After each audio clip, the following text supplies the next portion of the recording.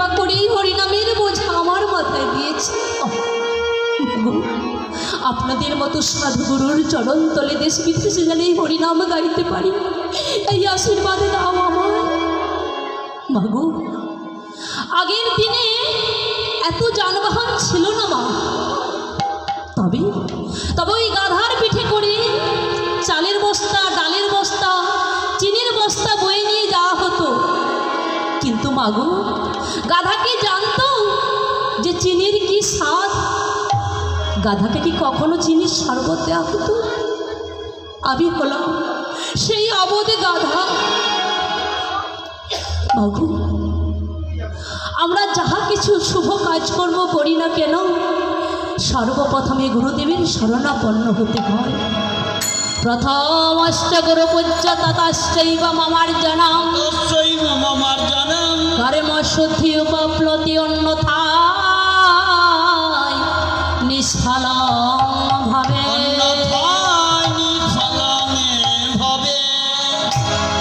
অর্থাৎ যাহা কিছু আমরা শুভ কাজকর্ম করি না কেন, সর্ব অগ্রে গুরুদেবের চরণ শরণ নিতে হয়। তাই মহাভারতে উপমন্যু পর্বে ছোট্ট উপমন্যু একদিন জানতে পারল যে গুরুচরণ আশ্রয় করা আমাদের মতো নরজনমের সার্থকতা। তাই সেই ছোট্ট উপমন্যু আমার ছুটতে ছুটতে গুরু আশ্রমে চলেছে। এমন সময় গিয়ে সেই আশ্রমের দরজা বন্ধ দেখছি, আর এদিকে আশ্রমের গুরুদেব রাধা মাধবের সেবা সমাপ্ত করে বাইরে বেরিয়ে এসে দেখছে, একি কে কে তুমি বালক? তোমার নাম কি? আমার নাম উপমন্যু। বলো, কেন এসেছ?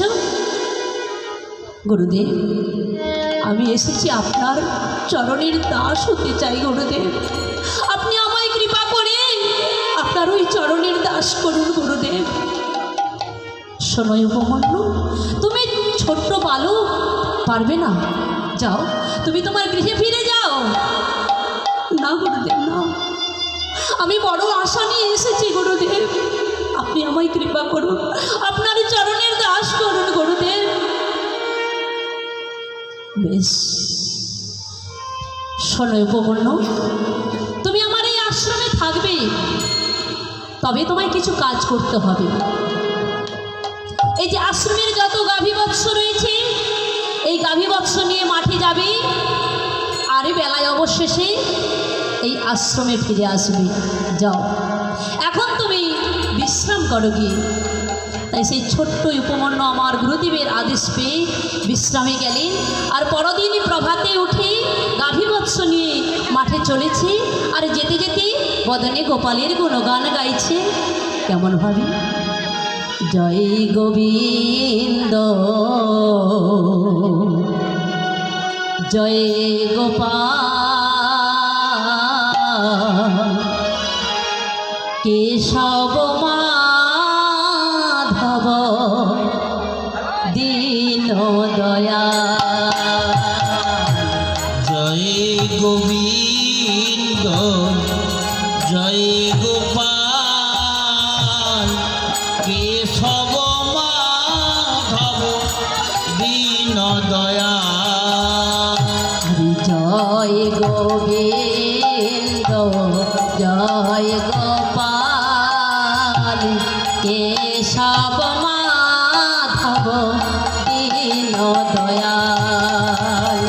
জয় গোবিন্দ, জয় গোপাল, কেশব মাধব দীন দয়াল। শ্যাম সুন্দর কানাইয়া লাল, শ্যাম সুন্দর কানাইয়া লাল। আর শ্যাম সুন্দর কানাইয়া লাল। শ্যাম সুন্দর কানাইয়া লাল।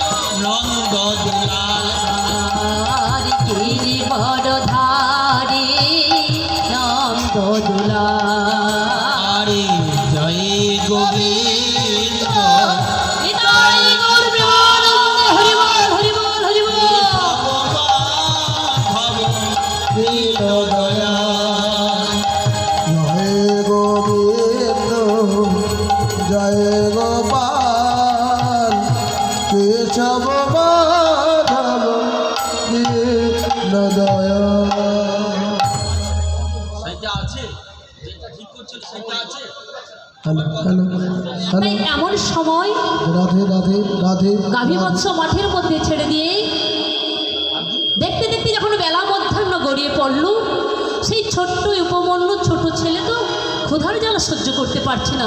প্রথম আমি চেয়ে আছি যে কখন গুরুদেব আমার জন্য খাবার নিয়ে আসবে, কিন্তু কই আসছে না তো গুরুদেব। এখন আমি কি করি? আমায় তো বড্ড ক্ষুধা লেগেছে, এখন আমি কি করি? না না আমার এমন সময় দেখতে পেল যে এক বাছুরি তার গাভী মায়ের স্তনদগ্ধ পান করছে। আহা আর যেই না ওই গাভীটা সেই বাছুরিটা তার স্তন পান করে চলে যাচ্ছে, ছোট্ট উপমন্যু ক্ষুধার জ্বালা সহ্য করতে না পেরে অবশিষ্ট সেই গাভীর দুগ্ধ সেবা করে গাভী বৎস নিয়ে আশ্রমে ফিরে গেলেন। এমন সময় আশ্রমের গুরুদেব বললেন, শোনো উপমন্যু, আজকে তুমি কি সেবা করেছ? না না গুরুদেব, আমার কোনো অসুবিধা হয়নি গুরুদেব। আমি ক্ষুধার জ্বালা সহ্য করতে না পেরে আমি আমি ওই এক বাছুরির গাভী মায়ের স্তনদুগ্ধ পান করেছি। কথাটা শুনে গুরুদেব রেগে গেলেন। ছি ছি উপমন্যু, ছি, তুমি এমনি করে ভগবানের সেবা করবে? এই না তোমার ভক্তি? তুমি জানো না আমার গোপালে ননি খেতে কত ভালোবাসে? আর তুমি যদি সেই দুগ্ধ সেবা করলে তাহলে আমার গোপালের সেবা হবে কেমন করে? ওরে দুরাচার, পাপিষ্ঠ, দূর হয়ে যা। তুই আমার আশ্রমে থাকার উপযুক্ত নয়, চলে যা, চলে যা এই আশ্রম ছেড়ে।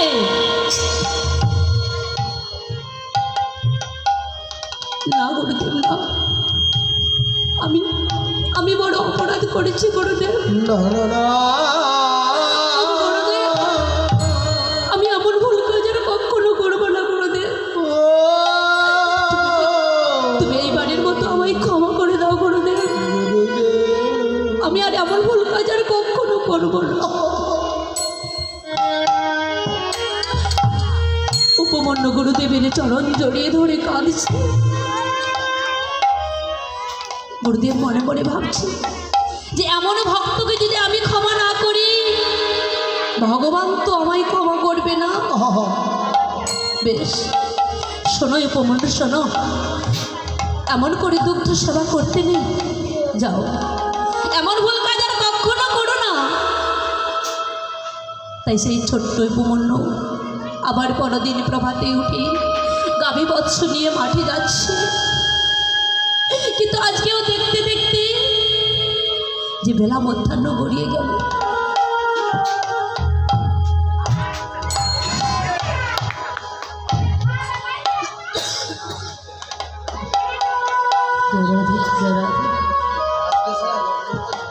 যে আজকেও তো কই আমার জন্য গুরুদেব প্রসাদ নিয়ে আসছেন, কিন্তু আমায় তো বড্ড ক্ষুধা লেগেছে।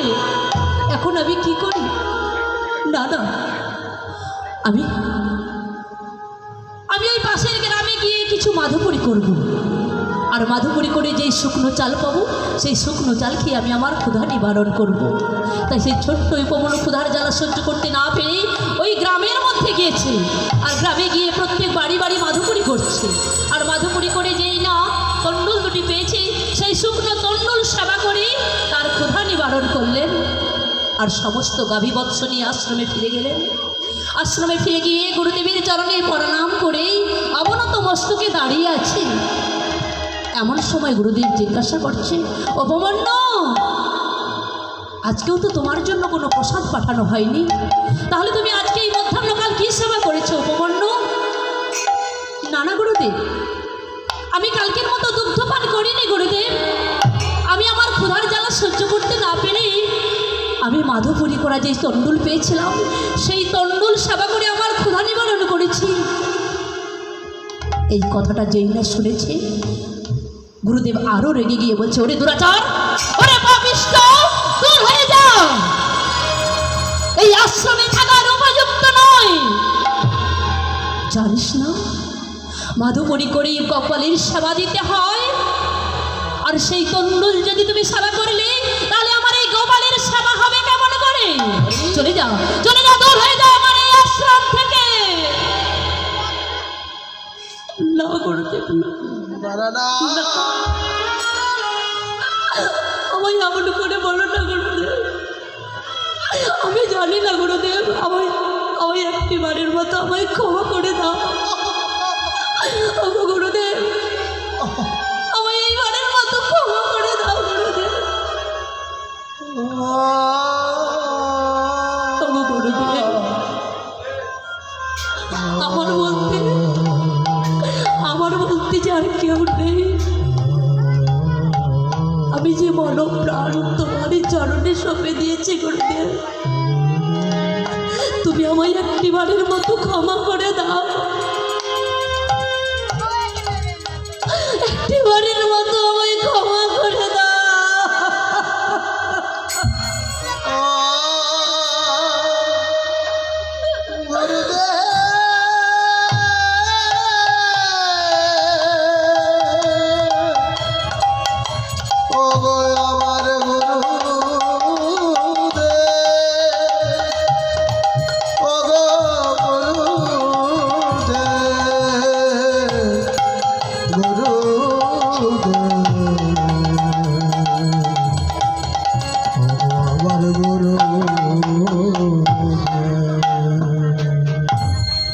গুরুদেব মনে মনে ভাবছে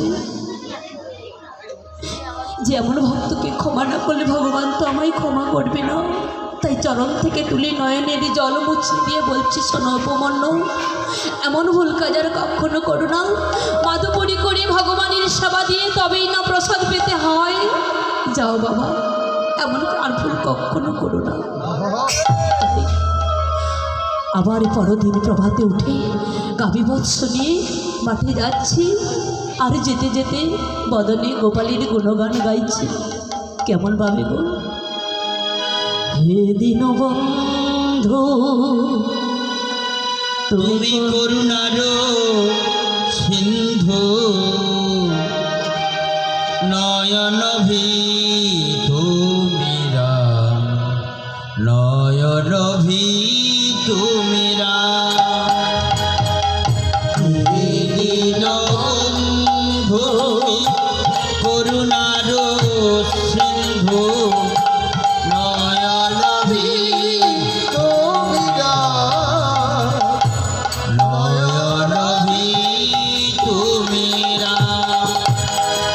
হে জগৎ পতে অগতি জগতে, হে হে জগৎপতি অখিলের গতি, হে জগৎ পতি অখিলের গতি, হে জগৎপতি অখিলের গতি। দূর বাদল ঘনসা, নব দুর্বাদল ঘন শ্যাম। হে দীনবন্ধু তুমি করুণার সিন্ধু, নিতাই গৌর প্রেমানন্দে হরি বল হরি বল। নয়ন ভীতু মীরা, নয়ন ভীতু মীরা। এমন সময় দেখতে পেল যে বেলা মধ্যাহ্ন গড়িয়ে পড়ল, আজকেও গুরুদেব আমার জন্য কোনো প্রসাদ নিয়ে আসছে না। তখন কি করলেন উপমন্য, ক্ষুধার জ্বালা সহ্য করতে না পেরে গাভীবৎস একত্র করে আশ্রমে ফিরে চলেছে। আর যেতে যেতে এমন সময় রাস্তার পাশে একটি অর্ঘ্য গাছ ছিল। সেই ক্ষুধার জ্বালা সহ্য করতে না পেরে সেই অর্ঘ্য গাছের পাতা ছুঁড়ে যেই না খাবে বলেছি, অমনি গাছের আঠা ঠিকরে নয়নে পড়ে উপমন্য সঙ্গে সঙ্গে অন্ধ হয়ে গেল। গুরুদেব ওগো গুরুদেব,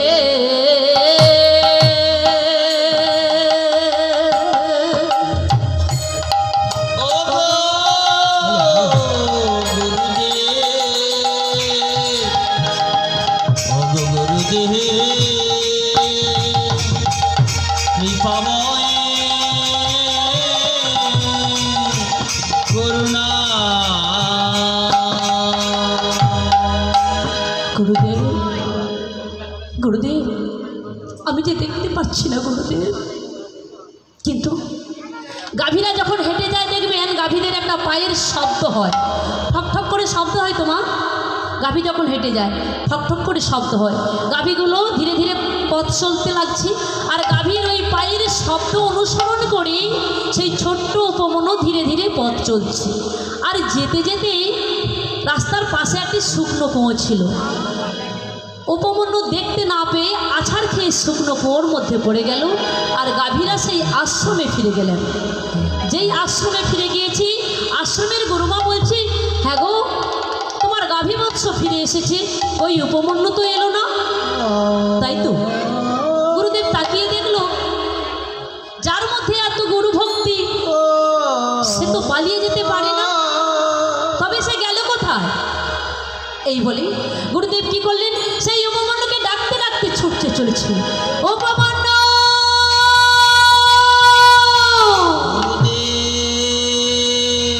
উপমন্যু,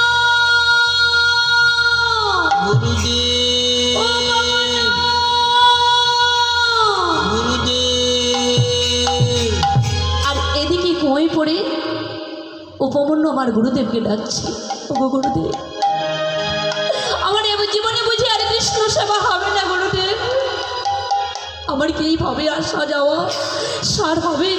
ওগো গুরুদেব, গুরুদেব, তুমি আমায় একটি বাড়ি কৃপা করো গুরুদেব। গুরুদেব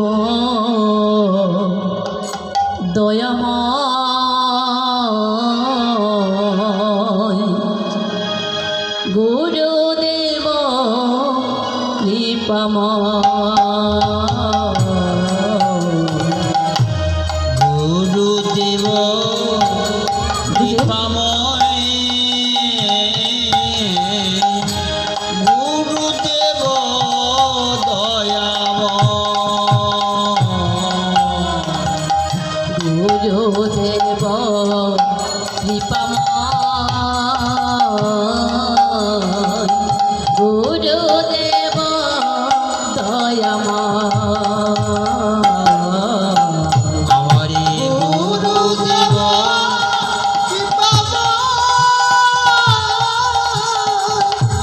গুরুদেব ও গো গুরুদেব তব শ্রী চরণ গুরুদেব সেবি কেন আমি জন্ম জানা, ও গো গুরুদেব তব চরণ সেবি জন আমি জনম জানা। যোগ গুরুদেব তব শ্রীধর সেবি যেন আমি জন্ম জানা। এই আশীর্বাদ যাতে অভাজনে যাতে আইদা রাঙা পায় গুরুদেব দয়াময়, গুরুদেব কৃপাময়, গুরুদেব দয়াময়। এমন সময় গুরুদেব চিৎকার করে উপমন্যুকে ডাকছি, আর এদিকে উপমন্যু আমার গুরুদেবকে ডাকছে, গুরুদেব আপনি কোথায় গুরুদেব? একটি বাড়ি সে আমায় দর্শন দাও গুরুদেব, আমি তো দেখতে পাচ্ছি না, আমার এই জীবনে বুঝি আর কৃষ্ণ সেবা হবে না গুরুদেব, আমায় আমায় কৃপা করো গুরুদেব, আমি কেমন করে ভগবানের সেবা করবো গুরুদেব? গুরুদেব চতুর্দিকে তাকিয়ে দেখছে, ওই তো ওই তো ওই দিক থেকে উপমন্যুর শব্দ ভেসে আসছে। না না, দেখি ওই তো, একই একই উপমন্যু, তুমি এই কুয়োর মধ্যে পড়লে কি করি? সঙ্গে সঙ্গে সঙ্গে সঙ্গে উপমন্যুর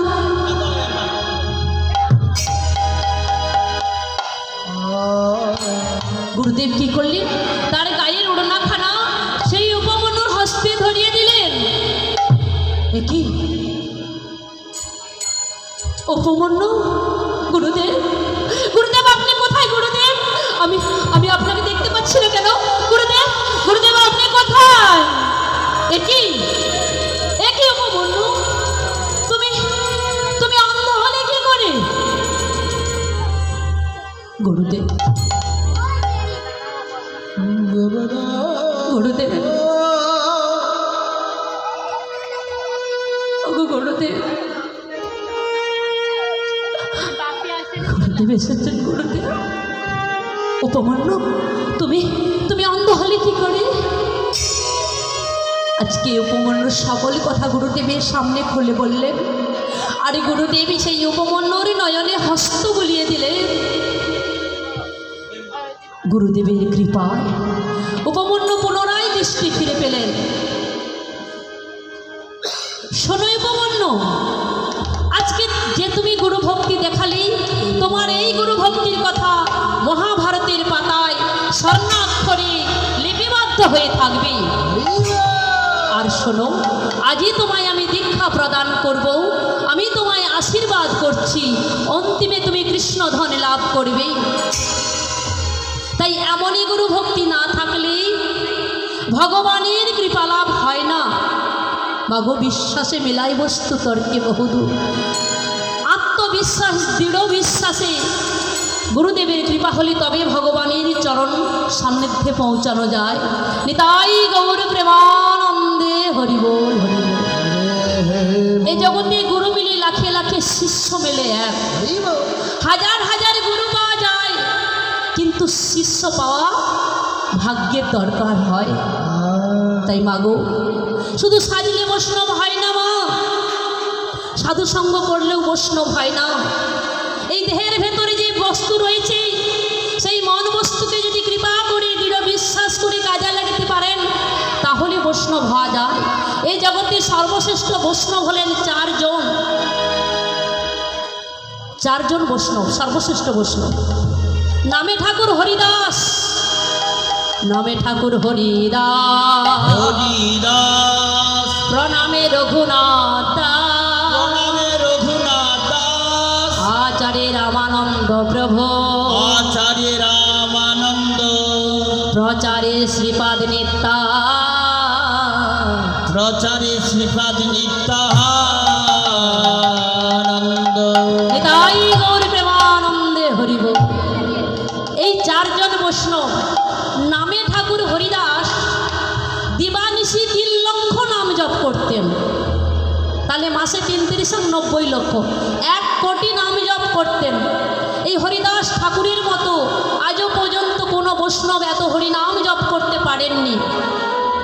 আর এই রঘুনাথ দাস বৃন্দাবনের রাধাকুণ্ডের মাটিতে সারাদিনে 1000 বার মাথি ঠুকে ঠুকে, কপাল ঠুকে ঠুকে প্রণাম করতেন।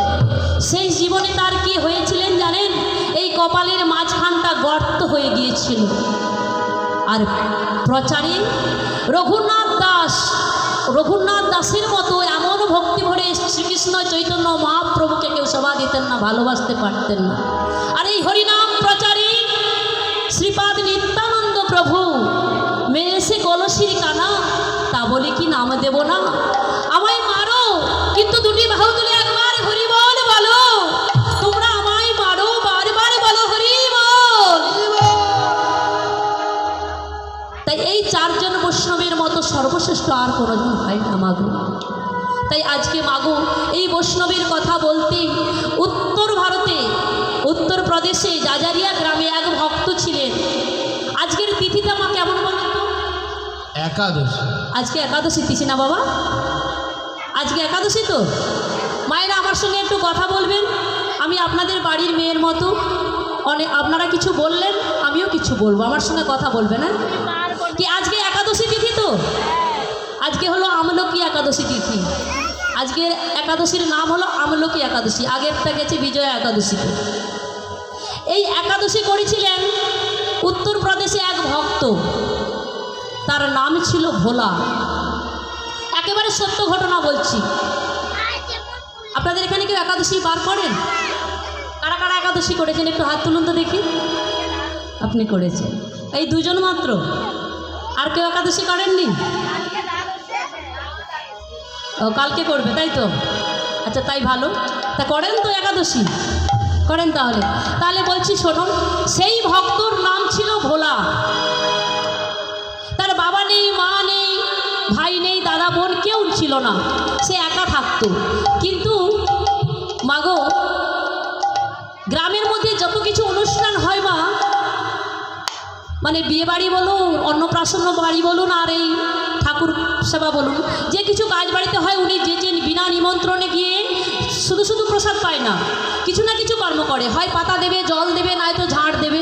তবে তার ওই খাওয়ার বেলাটা কি, খেতে বসলে একসঙ্গে 75টা লুচি খাবে, আহ, আর 150 পিস রসগোল্লা খাবে, বেশ বেশ। তারপর তো পাতের সবজি রয়েছে। এই দুঃখে তাকে গ্রামের লোক কেউ নিমন্ত্রণ করে না। আর সেই ভোলা মনের দুঃখে ওই গ্রাম ছেড়ে অনেক দূরে চলে যাচ্ছে। যেতে যেতে যেতে যেতে এমন সময় দেখছে একটা মন্দিরের ঘন্টা বাজছে, আর ওই ঘন্টার শব্দ শুনে সেই ভোলা কী করেছে, সেই আশ্রমে চলেছে। গিয়ে দেখছে যে গুরুজি নামমালা জপ করছে। গিয়ে বলছে, গুরুজি গুরুজি, হ্যাঁ কে তুমি, তোমার নাম কি? আগে গুরুজি আমার নাম ভোলা। তা কি চাই? না আপনি আপনার আশ্রমে একটু থাকতে দেন না গুরুজি। আশ্রমে থেকে কি করবি? গুরুজি আপনার এই আশ্রমে যত কাজ আমি সব করে দেব। এই জল দেওয়া, ঝাড়ু দেওয়া, কাঠ এনে দেওয়া, সমস্ত কাজ, কিছু বাজার করে দেওয়া, যা কাজ আছে সব কাজ আমি করব। 1 টাকাও বেতন দিতে হবে না, শুধু আমায় পেট ভরে খেতে দিলেই হবে। গুরুজি বলল, বাহ, শুধু পেট ভরে খাবে আর 1 টাকাও বেতন দিতে হবে না? হ্যাঁ গুরুজি, আমি 1 টাকাও বেতন নেব না, আমাকে যা কাজ করাবেন আমি সব কাজ করবো, শুধু আমায় একটু পেট ভরে খেতে দিতে হবে। বেশ, চল বেটা, যত ইচ্ছা খাবি, তোকে খাওয়াবো, চল, 1 পয়সাও কিন্তু বেতন দিতে পারবো না। এই বলে সেই ভোলা কী করলেন, আশ্রমে রইলেন। বেশ কয়েকদিন আছে, থাকতে থাকতে 2 দিন, 4 দিন, 6 দিন, 8 দিন, 10 দিন, 12 দিন, 14 দিন। ভোলা দেখছে যে বেলা 10টা বেজে গেছে, রান্নাঘরে রান্না হচ্ছে না। এমন সময় গুরুজির কাছে গিয়ে বলছে, গুরুজি, ও গুরুজি, আজকে রান্না বান্না হবে না গুরুজি? গুরুজি কানে হাত দিয়ে বলছে, শ্রী বিষ্ণু শ্রী বিষ্ণু। শ্রী বিষ্ণু শ্রী বিষ্ণু। গুরুজি আজকে রান্না বান্না হবে না, আজকে আজকে নির্জলা নির্জলা। গুরুজি আগে, গুরুজি নির্জলা মানে কি? নির্জলা মানে আজকে একাদশী, আজকে নির্জলা মানে একাদশীতে জলও খাওয়া হবে না। না গুরুজি, জল খাবো না, আমাকে পেট ভরে ভাত দিলেই হবে। হ্যাঁ রে হতচ্ছাড়া, তুই ভাত খাবি, জলটাও পর্যন্ত খেতে নেই।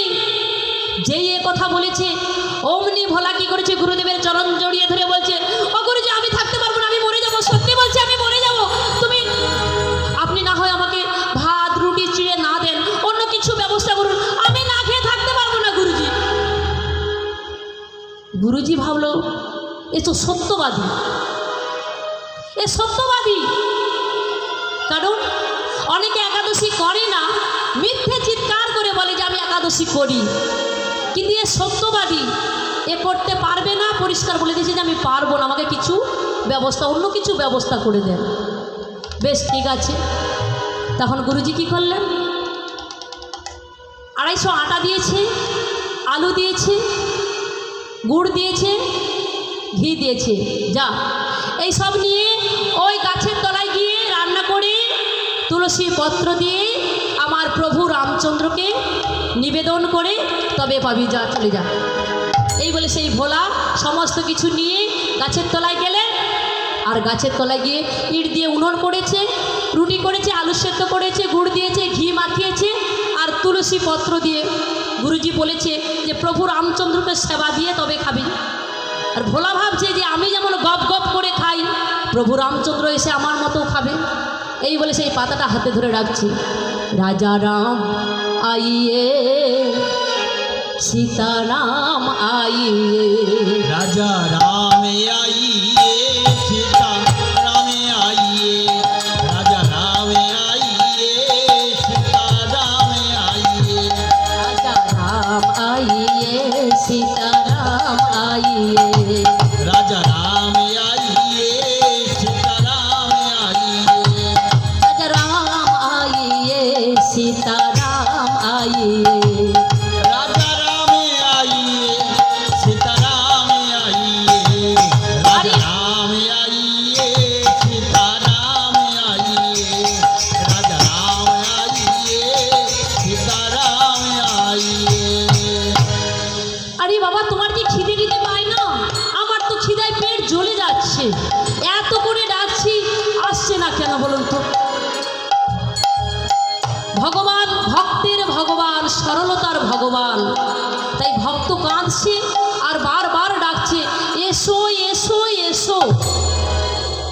তাই ভক্তের ডাকে ভগবান আজ এসে দাঁড়িয়েছে। যেই রামচন্দ্র দাঁড়িয়েছে, ভোলা ভাবলো করে তাকিয়ে দেখলো রামচন্দ্র দিকে, কিন্তু সীতা মায়ের দিকে ডেকে বলল, কি ব্যাপার? আমি তো তোমায় একা ডেকেছি, তোমায় তো একা ডেকেছি। তোমায় একা ডেকেছি, কিন্তু তুমি তোমার বউকে সঙ্গে করে এনেছো। আচ্ছা, কি মুশকিল তো! এই কটা রুটি যদি তিনজনে ভাগ করে খাই, পেট ভরবে? আমার পেট ভরবে? আচ্ছা ঠিক আছে ঠিক আছে ঠিক আছে, আচ্ছা এবারে ভুল করে নিয়ে চলে এসেছো, এর পরের বারে কিন্তু আনবে না, হ্যাঁ, এর পরের বারে আনবে না। তা ভোলা কি করেছে? সমস্ত ভগবানকে সেবা দিয়ে হাত ধুইয়ে দিয়েছে, আর ভগবান চলে যাচ্ছে। অমনি বলছে, এর পরের বারে কিন্তু এত দেরি করে আসবে না, তাড়াতাড়ি কিন্তু আসবে। এবার দেখতে দেখতে আবার 14 দিন। অমন সময় ভোলা গিয়ে গুরুজির কাছে বলছে, গুরুজি, ও গুরুজি, আজকে একাদশী। আজকে একাদশী। খুব মনে আছে। তা কত আটা লাগবে? না গুরুজি, বেশি বলবো না, মাত্র 3 কিলো দিলে হবে। আগের বারে 250 দিলাম, এবারে 3 কেজি। সত্যি বলছি গুরুজি, আমার কুল হচ্ছে তো না, কুল হচ্ছে না তো। যা যা যা, এই নিয়ে যা। 3 কিলো আটা দিয়েছে, 2.5 কিলো আলু দিয়েছি। আবার সেই গাছের তলায় গিয়ে রান্না করে সেই রামচন্দ্রকে ডাকছে, রাজা রাম আইয়ে, সীতা রাম আইয়ে। রাজা রামে আইয়ে, সীতা রামে আইয়ে।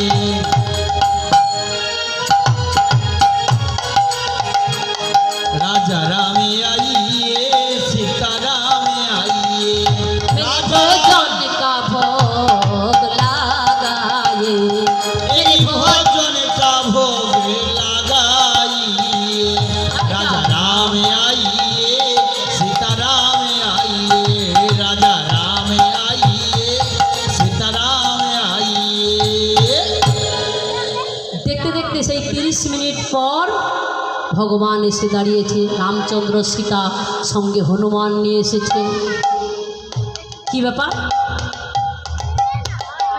পরপর আপনি ক্যান্ডিডেট বাড়িয়ে দিচ্ছেন।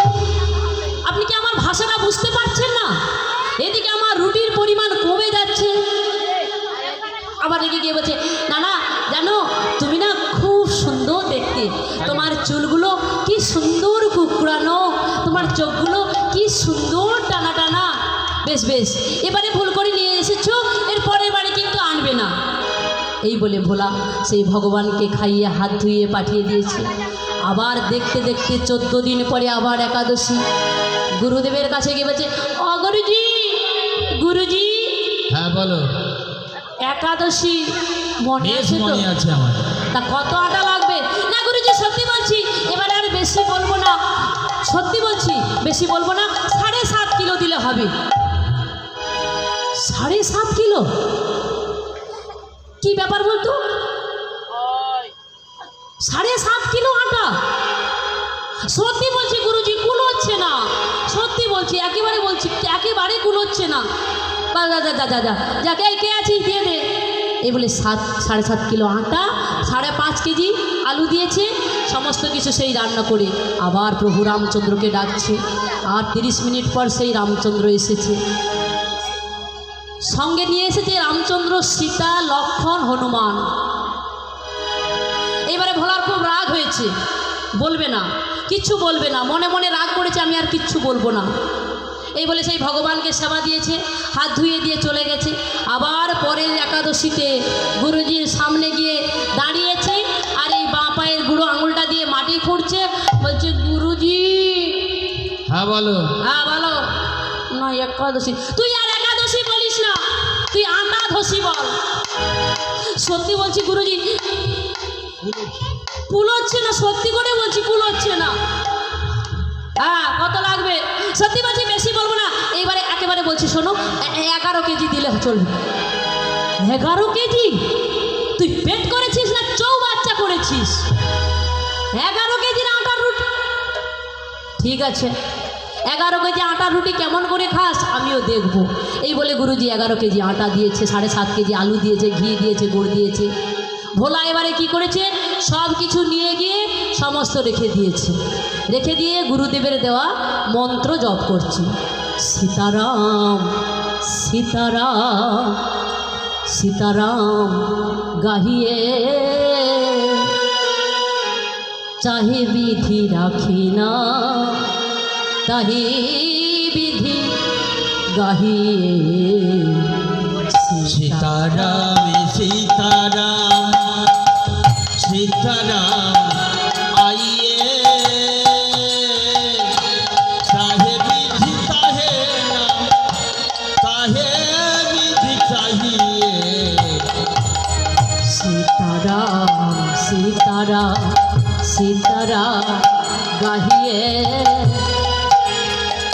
চাহি বিধি রাখে না চাহি বিধি গাহিয়ে सीताराम सीताराम सीताराम गाहिए चाहे विधि आखे नाम चाहे विधि चाहिए सीताराम सीताराम এইবারে ভগবান এসেছে রাম সীতা লক্ষ্মণ ভরত শত্রুঘ্ন হনুমান টোটাল ফ্যামিলি নিয়ে দাঁড়িয়েছে প্রভু রামচন্দ্র বললেন ভোলা কি ব্যাপার তুমি রুটি করো না আলু সেদ্ধ করো না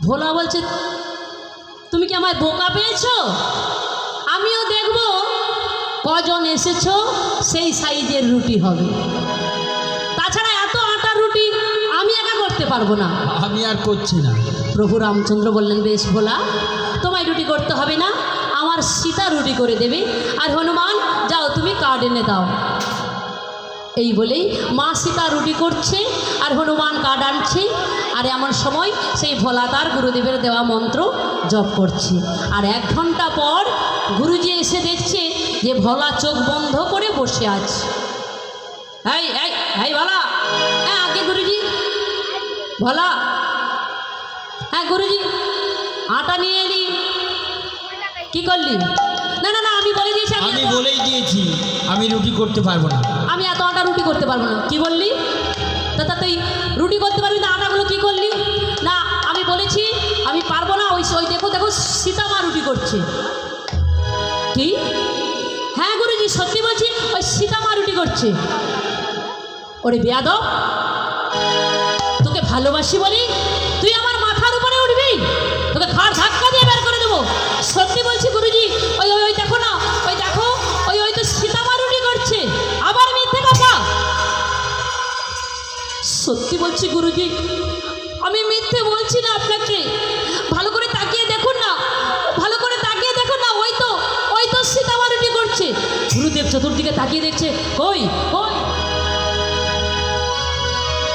কোথাও দেখতে পাচ্ছি না আবার মিথ্যে বলছি সত্যি গুরুজি গো বলছি আমি তোমার চরণ ছুঁয়ে বলছি ওই আমার সীতা মা রুটি করছে ভোলা যেই না গুরুদেবের চরণ ছুঁয়ে দিয়েছে অমনি দেখতে পাচ্ছে স্বয়ং ভগবান দাঁড়ায় আছে স্বয়ং ভগবান দাঁড়ায়ে আছে স্বয়ং ভগবান দাঁড়ায় আছে স্বয়ং ভগবান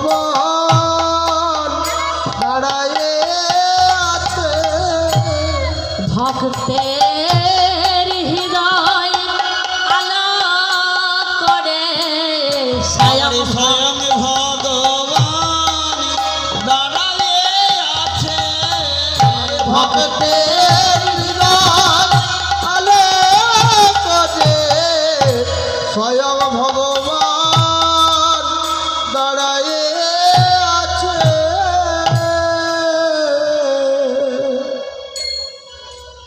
তাই মাগো সবাই যদি সব কিছু পারত যদি আপনারা বলেন যে ভোলা রুটি খেয়ে ভগবানের দর্শন পেয়েছে তাহলে আমরাও রুটি খেয়ে একাদশী করব ভগবানকে পাবো তাহলে রুটির দিকে যদি তাকাতে হয় তাহলে ভোলার মতো নির্লোভী হতে হবে ত্যাগী হতে হবে আর ভোলার অন্তর যতটা সরল ঠিক ততটা সরল হতে হবে তবে তো ভগবানকে পাওয়া যাবে। এটাই হলো শিক্ষণীয়। মাগো, এটা একদম সত্যি ঘটনা। আজকে একাদশী তিথি বলে তাই এ কথাটা বললাম। তাই আসুন আজকে আমাদের মূল বিষয়ের মধ্যে যাব, লীলার মধ্যে যাব। তার আগে বলবো,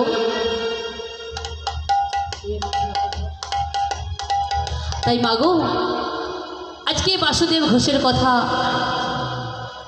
আজ বাসুদেব ঘোষ এক পাশে দাঁড়িয়ে পদকর্তা তার পদ লিখছেন। ওগো বাসুদেব ঘোষে কহে যাই রে লীলার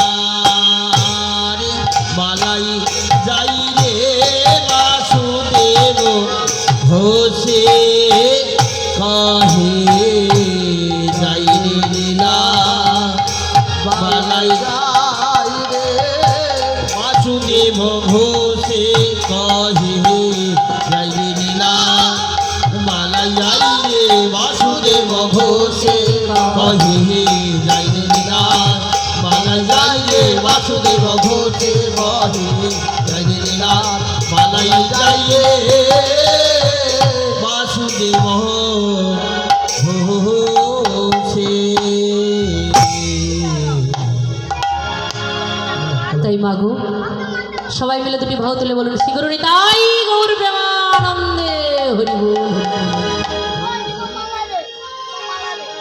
আজ হরি হরি বলে দুটি বাহু তুলে চলো যাই মধুর বৃন্দাবনে,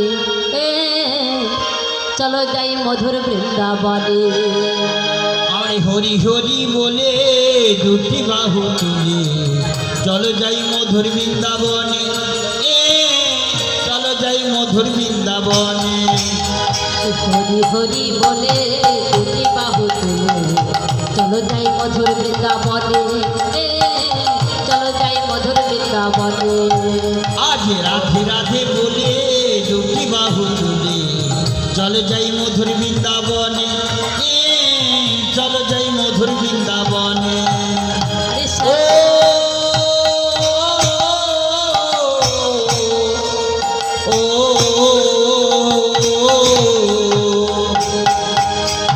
ও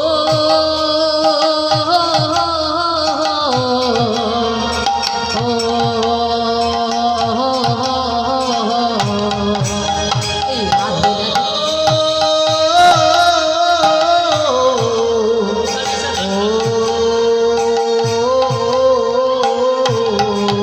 বলো রাধে রাধে বলে দুটি বাহু তুলে চলো যাই মধুর বৃন্দাবনে, চলো যাই মধুর বৃন্দাবনে। রাধে রাধে বলে দুটি বাহু তুলে চলো মন মধুর বৃন্দাবনে, মনে গো চলো মন মধুর বৃন্দাবনে। আরে শ্যাম কুণ্ড রাধা কুণ্ড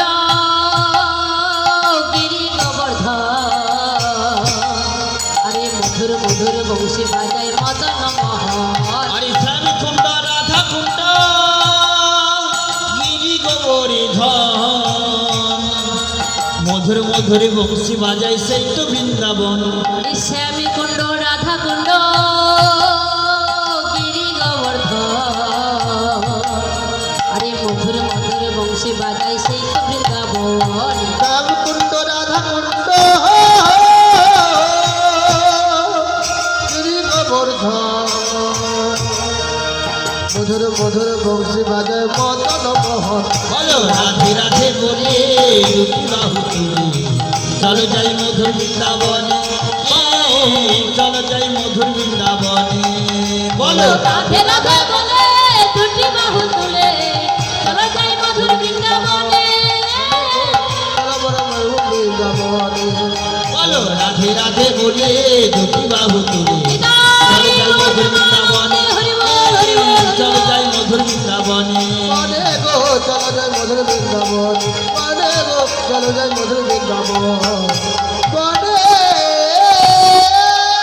জয় জয় রাধা রানী কি, জয় জয় জয় শ্যাম সুন্দর কি, জয় জয় মহাপ্রভু কি, জয় জয় गिरिधारी की, निताई गौर प्रेमानंदे। হরি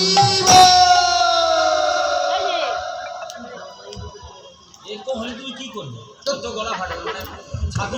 তাই মাগো আজকের মূল বিষয়বস্তু হলো শ্রীমদ্ ভাগবত থেকে চয়ন করে নেওয়া দ্বাদশ মহাজনের এক মহাজন ভক্ত ধ্রুব। মাগো সেই ভক্ত সন্তানকে কেমন মা হলে সেই ভক্ত সন্তানকে গর্ভে ধারণ করা যায়, আজকে সেই বিষয়বস্তু আস্বাদন করব। আজ ব্রহ্মারে পুত্র মননের হয় দুইটি নন্দনে উত্থান পাদার প্রিয়ব্রত ভাগবতে ভাগবতে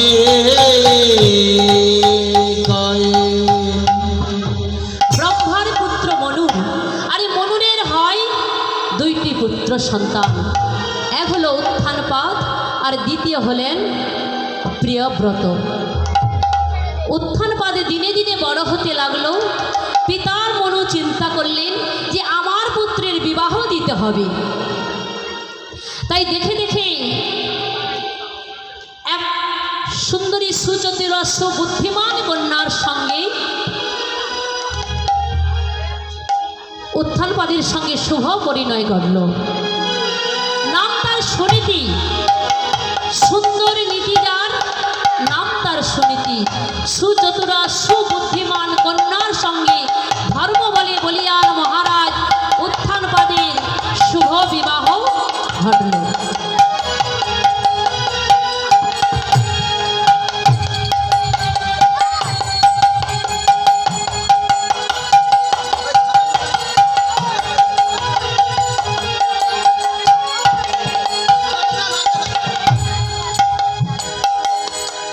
কত বাদ্যি বাজনা সানাই কত কিছু করে বিবাহ সম্পূর্ণ হলো।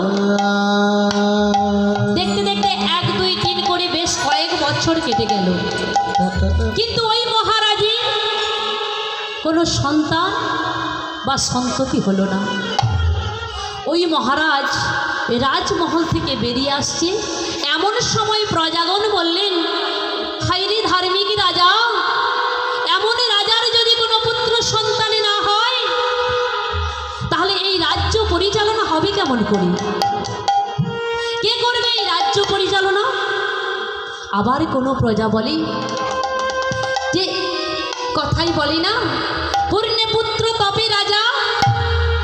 উনি তপস্যা করেছিলেন, রাজা হয়েছে। পূর্ণবতীর পূর্ণ থাকলে তবেই তো পুত্র সন্তান পাওয়া যায়। আবার কোনো প্রজা বলে, হাইরে এমন 8 কোটি রাজার মুখ দর্শন করা মহাপাপ। যেই না প্রজাগণের মুখে এমন কথা শুনেছে, মহারাজ মাটিতে বসে পড়লেন। এমন সময় রানী সুনীতি ধীরে ধীরে এসে মহারাজের অঙ্গ স্পর্শ করে বলছে, মহারাজ মহারাজ, আজকে কি কোনো রাজমহলে অসুবিধা হয়েছে? না। তবে তবে কি আপনাকে কেউ কিছু বলেছে? না সুনীতি, না। তবে তবে আমি কি আপনাকে কিছু বলেছি? না সুনীতি, না। জানো সুনীতি, আমার কোনো সন্তান হয় না বলে তাই এই প্রজাগণরা কত কথা বলে। ও বুঝেছি স্বামী, আর বলতে হবে না, আমি বুঝেছি। জানো স্বামী, আমি একটা কথা বলবো, আমার কথা রাখবে? বলো সুনীতি, কি কথা বলো? রাখার কথা হলে নিশ্চয়ই রাখবো। জানো স্বামী, আমাদের তো কোনো পুত্র সন্তান হয় না, তাই বলছি তুমি আবার দ্বিতীয় বিবাহ করো। একই সুনীতি, তুমি তুমি একই কথা বলছো? হ্যাঁ স্বামী। কেন বলছি জানো? আমাদের ছোটর যখন ছেলে হবে, সেই সন্তানকে নিজের সন্তান মনে করে কোলে পিঠে করে মানুষ করব। আর এই সন্তান আমাকে বড় মা বলে ডাকবে, তোমাকে বাবা বলে ডাকবে। এই রাজ্য পরিচালনা হবে, সেই জন্য বলছি স্বামী গো, তুমি আবার বিবাহ করো। সুনীতি, তুমি তো খাল কেটে কুমির আনছো। তাছাড়া সাধুগুরুর মুখে শুনেছি নারীরা সব কিছুর ভাগ দিতে পারে, কিন্তু স্বামীর ভাগ কাউকে দিতে পারে না।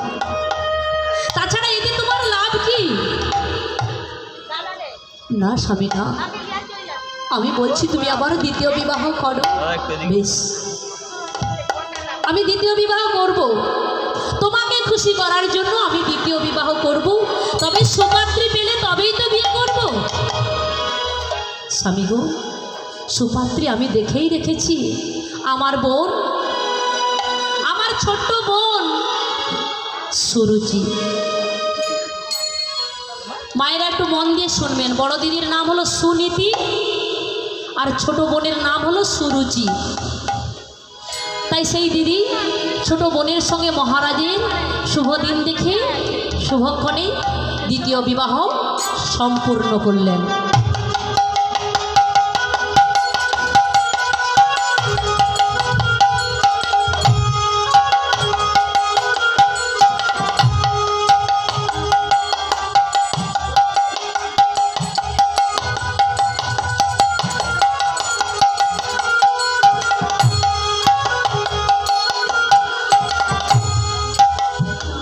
যেই না শুভদিনে শুভক্ষণে শুভ বিবাহ মিলন হলো, সেই সুরুচি আমার যেই না রাজপ্রাসাদে পা দিয়েছে, অমনি মনে মনে চিন্তা করছে আমার দিদি আমাকে এনেছে সন্তান হয় না বলে। আজ হয়তো হলো না, কাল হলেও তো হতে পারে। তাহলে ওই দিদি হবে রাজমাতা, ওর পুত্র হবে রাজসিংহাসনে বসবে। না, এটাই আমার সুযোগ। এই সুযোগে ওকে এই রাজবাড়ি থেকে তাড়াবই। যেই না বলেছে, এমন কথা ভাবতে ভাবতে এদিকে আমার সুনীতি এসে বলছে, ওরে বোন, বোন রে, তোকে একটা কথা বলবো বোন। আজ থেকে আমার স্বামীকে তোর হাতে তুলে দিলাম। তুই স্বামীকে ভালোবাসিস আর স্বামীকে পুত্র সন্তান দিয়ে মনের আশা পূর্ণ করিস। সুরুচি ভাবলো যে এটাই আমার সুযোগ। সঙ্গে সঙ্গে রেগে গিয়ে বললেন, দিদি, এই দিদি, আমি শুনেছি বন্ধা নারীর মুখ দেখলে নাকি শুভ কাজ পণ্ড হয়ে যায়। তাহলে আমি যদি রোজ রোজ তোর মুখ দর্শন করি, তাহলে তোর মতো আমিও তো মা হতে পারবো না। সুরুচি, তুই এত বড় কথা বলতে পারলি বোন?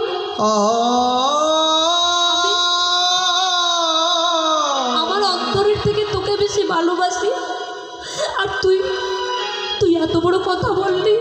হ্যাঁ, সত্যি যদি তুই আমাদের ভালো চাস, তাহলে তুই এই মুহূর্তে চলে যা।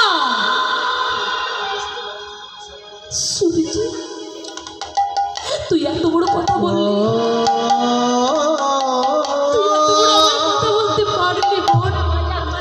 তোকে না আমার হৃদয়ের থেকে বেশি ভালোবাসি।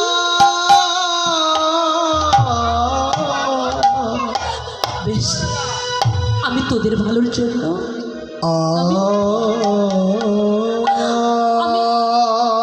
আমি এ মুখ আর তোদের সামনে দেখাবো না। এই মুখ আমি আর তোদের সামনে দেখাবো।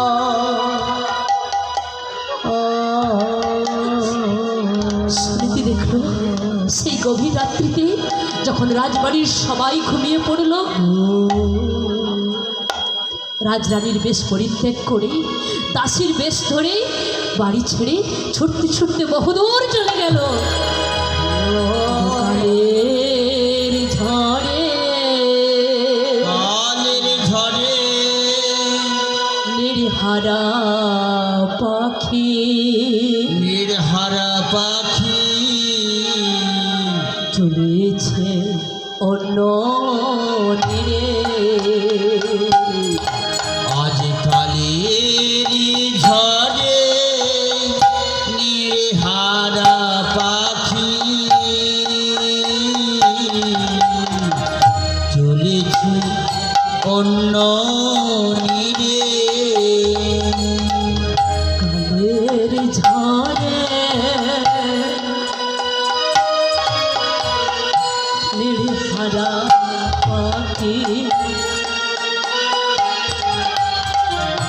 চলেছে অন্য নীড়ে।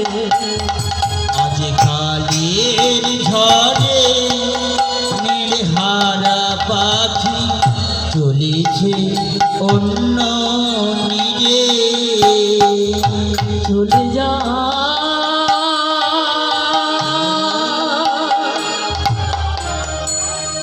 চলে চলে যা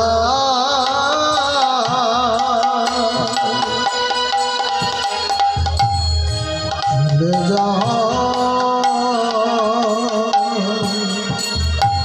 চলে যা আজ কালের ঝড়ে নীলহারা পাখি চলেছে অন্য নীড়ে।